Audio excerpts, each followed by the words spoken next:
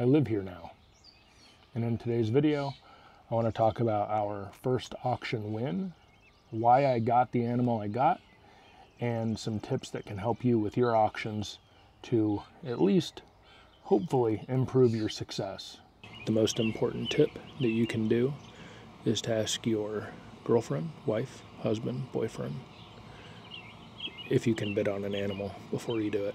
So my first auction win is an Ultramel het puzzle. I'm not going to make you wait around for a bunch of time. I mean, that's the main thing here. That's the most important part to me, is that animal. And why I got that animal: one, it was on the auction.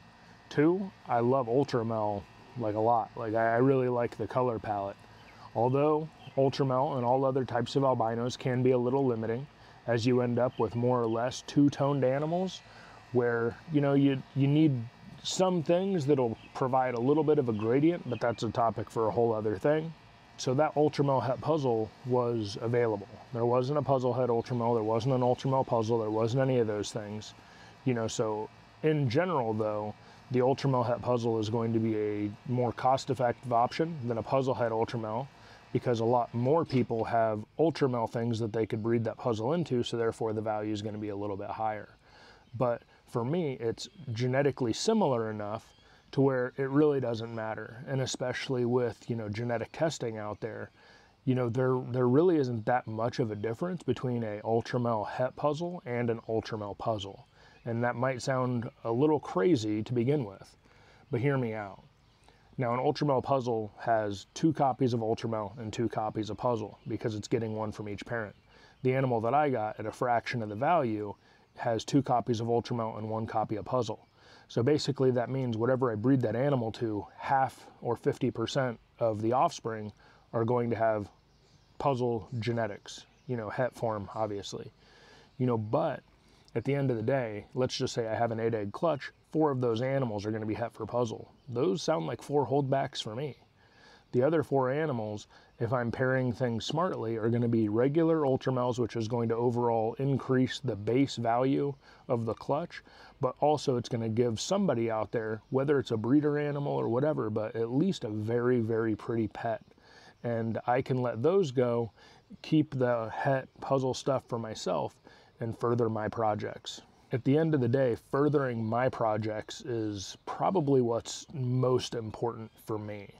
I think getting the results and kind of being able to do it on a little bit of a budget. I think, you know, that in itself is fairly important to a degree, as far as like doing things smartly, trying to keep your overall costs down, and being able to improve your genetics versus selling everything off and then purchasing genetics. You're able to build those things in-house, and overall, I think animals that you produce yourself, they do so much better as they're literally starting in your care, being raised up to breeding size in your care, and then hopefully producing in your care. Now, one thing that allowed me to get this animal for the price that I did, which I'm not going to mention because I think that auctions in general aren't necessarily a direct reflection of the market, but what they are is a brief period in time, usually between like the 1 and 3 days, that, you know, basically there's a limited number of people that either A, viewed that auction, or were able to participate and bid on that auction. And I think that had a big factor to play in how I got this animal for me, and how I got it at the value that I got it at. Now, that kind of leads into some of the tips and things that I think can improve your ability to put up animals on Morph Market auctions for yourself. And the reason why I think I got my guy at the price I did is because, you know, Josh unfortunately posted this thing, you know, well, unfortunately for him, fortunately for me, he posted this animal on a holiday weekend. It was Memorial Day weekend that I ended up bidding and winning on this animal. And he put it to where it pretty much ended on like a weekend. I can't remember if it was a Friday or a Saturday, but nonetheless, a lot of people are going to be out that weekend. A lot of people are going to be out with their family, with their friends, whatever. You know, like a lot of people weren't going to be sitting around on Morph Market waiting for an auction to end. So, I mean, I put in my bid like, I don't know, several hours before, just so I could have like a timer to like let me know, hey, this is ending soon. And nobody ended up outbidding me. And I ended up winning the auction, and I was pretty excited about it because that's an animal that I've been wanting to get from Josh for a while. I just didn't want to pay at the time because I needed animals to sell and all that other fun stuff to like help offset the cost. But I didn't want to pay the $3,000 asking price, which I think is totally worth it, by the way. I just, was in a good situation where I was able to get that animal for a bit less. And again, that animal is going to drastically help improve my Ultramel projects. So basically, that's a long way to say you need to consider the time that your auction ends and the day that your auction ends. For me, I try and post all of my auctions, I don't know, between like 9 and 11 o'clock on Sunday, because that means to me that those are going to end between 9 and 11 o'clock Eastern time on Wednesday, which basically means like it's going to be that 3-hour window from, East Coast time or West Coast time in California all the way to East Coast. So you're going to basically have people that, say California, 6 o'clock Wednesday, ideally they're going to be off of work, so it's like you have people from, 6 o'clock to 9 o'clock, within that kind of range, that it's like they're off work, maybe they already had dinner with their family or whatever, now they have time to actually be there on Morph Market to be able to look at that auction and potentially get involved and win. And at the end of the day, that is going to equal a higher auction dollar value for you as the seller, in theory. And as I mentioned before, taking into consideration weekends and like holidays, I personally would not try and put an animal up where it's going to be ending on a weekend or over like a holiday period, like 4th of July is coming up. I would definitely recommend not posting stuff that's going to be ending on 4th of July. A lot of people are going to be out shooting fireworks and doing all that other stuff. Like, they're not going to be on Morph Market looking for a new animal.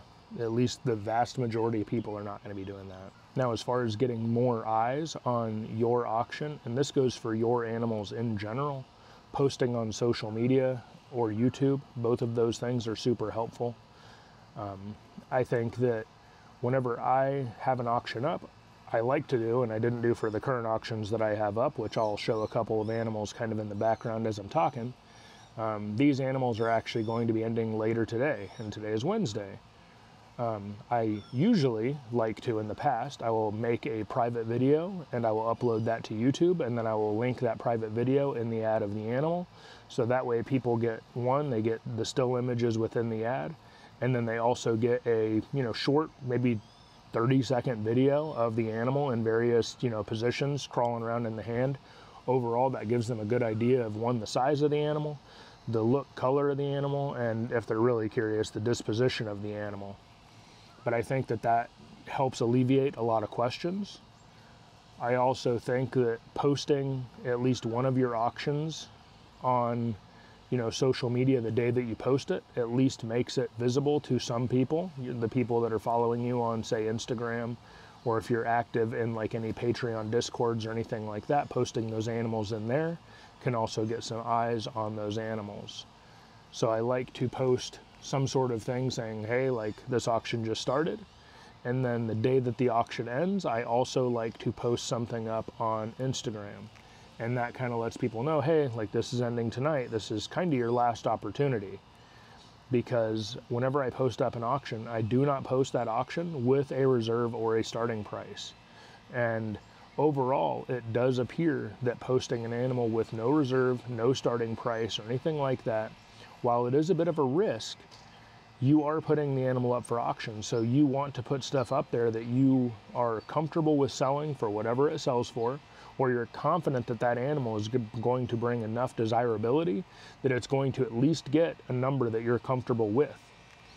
Now, one thing I found out in posting my auctions this week, because I recently updated my Morph Market with a bunch of like not for sale stuff to like build out the breeding plan and testing out some husbandry stuff that they have going on, that I had the animals unlisted because they were part of my collection. Now, I didn't realize this, but apparently you can have an unlisted auction. And you may be asking yourself, like I did, why would anybody do that? Well, let's just say in a hypothetical world that you had a, I don't know, I know there was a lot of talk going on about the mimic gene a while back, last year, whenever it was being shown at all the shows and everything else. And the going word is there is going to be a silent auction for that animal. So let's just say, you know, he decides he wants to do a silent auction for that animal. He could put that animal up as a private listing, unlisted, under an auction. And basically all the people that were interested in that animal, he could shoot that out to, like all the people that have been interested and seriously interested and agree to whatever terms I'm sure exist. And he could basically hold a private auction where the general public would not know the end value. They wouldn't be able to watch it. They wouldn't be able to know nothing about it.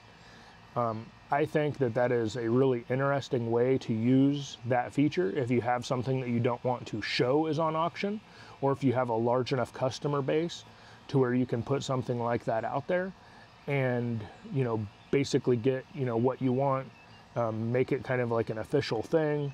And I actually think it's pretty interesting. It's nothing that I think I would personally do, but I do see the benefit in how that could be used. And another basic tip just for auctions or even just your for sale animals in general, your presentation. Having a proper photo that looks decent, that shows the animal well, generally speaking, you're going to do better. There's plenty of people that, you know, have a good reputation and whatever else that post terrible photos. They could be so much better, and I feel like overall it would improve their sales. But sometimes collection sizes, whatever, it's just too much to deal with. It, you know, whatever's working is working for them. They like their system.